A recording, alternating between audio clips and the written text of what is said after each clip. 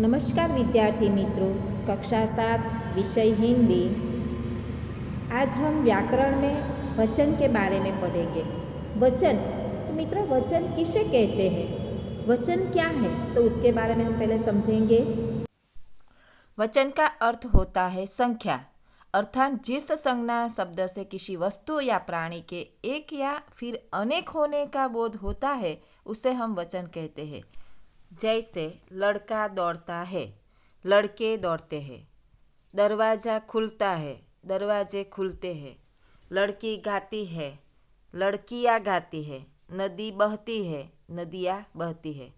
तो मित्र, अविभाग में लड़का शब्द से एक ही लड़का, दरवाजा शब्द से एक ही दरवाजा, लड़की शब्द से एक ही लड़की और नदी शब्द से एक ही नदी का हमें बोध होता है। इसलिए अविभाग में लड़का शब्द से एक ही लड़का, दरवाजा शब्द से एक ही दरवाजा, लड़की शब्द से एक ही लड़की और नदी शब्द से एक ही नदी का हमें बोध होता है। इसलिए अविभाग वाले ये रेखांकित शब्द एक वचन कहे जाते हैं और एक वचन में है।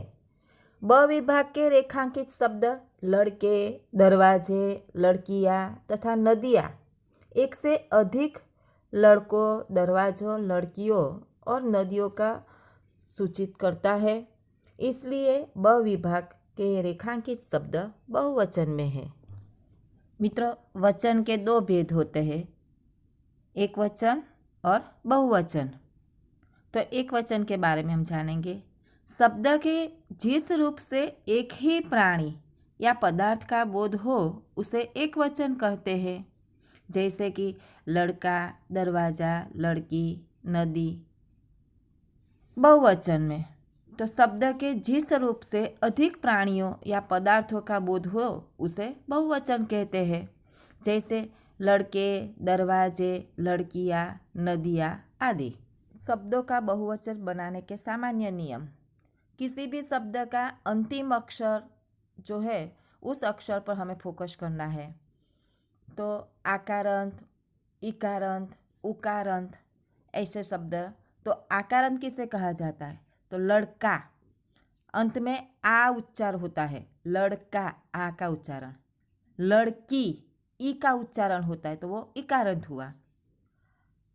बहु उकारांत उच्चार होता है हु का, तो वो उकारांत हुआ। इस प्रकार से हमें अंत में अक्षर जो होता है उसी के आधार से हम उसका बहुवचन करते हैं। वचन परिवर्तन किसे कहते हैं? तो एक वस्तु है तो एक वचन और एक से ज़्यादा वस्तुओं को हम बहुवचन कहेंगे। तो हमें परीक्षा में एक वचन में दिया गया हो तो उसे बहुवचन में परिवर्तित करना है और बहुवचन में दिया गया हो तो उसे एक वचन में परिवर्तित करना है। पुल्लिंग शब्द। आकारांत पुल्लिंग शब्दों का बहुवचन बनाते समय अंत का आ स्वर ए में बदल जाता है। फिर से ध्यान से सुनिए। आकारांत पुल्लिंग शब्दों का बहुवचन बनाते समय अंत का आ स्वर ए में बदल जाता है। जैसे कि लड़का, तो लड़के, देखो मित्र ए से उच्चार होता है ना, लड़का आकारांत है और उसका क्या बनाना है? ए में बदलना है, तो लड़के ए होता है। कुत्ता, कुत्ते, कपड़ा, कपड़े। इस प्रकार से आकारांत पुल्लिंग शब्द का ए में बदल देने से बहुवचन होता है। जैसे संबंध, ओहदा और उपनाम दर्शाने वाले जो शब्द होते हैं वो आकारांत होते हुए भी उनका बहुवचन नहीं होता। जैसे कि पिता, राजा, निराला। दूसरा नियम, जिन पुल्लिंग शब्दों के अंत में अ, ई, बड़ा वाला ई, उ, बड़ा वाला उ जैसे स्वर आते हैं वे शब्द एक वचन और बहुवचन में समान रहते हैं। जैसे घर, मित्र, पेड़, संत, कवि, कपि, हाथी, पक्षी, आदमी, पशु, तरु, गुरु, डाकू, भालू आदि शब्द। अब दूसरा शब्द स्त्रीलिंग शब्द। तो स्त्रीलिंग शब्द के नियम जानेंगे हम। अकारण स्त्रीलिंग शब्दों का बहुवचन बनाते समय अंत के अ स्वर को ए में बदल दिया जाता है। जैसे मशीन तो मशीनें, पुस्तक तो पुस्तकें, झील तो झीलें आदि शब्द। दूसरा नियम उसका, आकारांत स्त्रीलिंग शब्दों का बहुवचन बनाते समय उनके अंत में ए जोड़ दिया जाता है, चंद्र बिंदु वाला ए। जैसे पाठशाला तो पाठशाला ए, बालिका तो बालिकाएं, संस्था संस्थाएं आदि।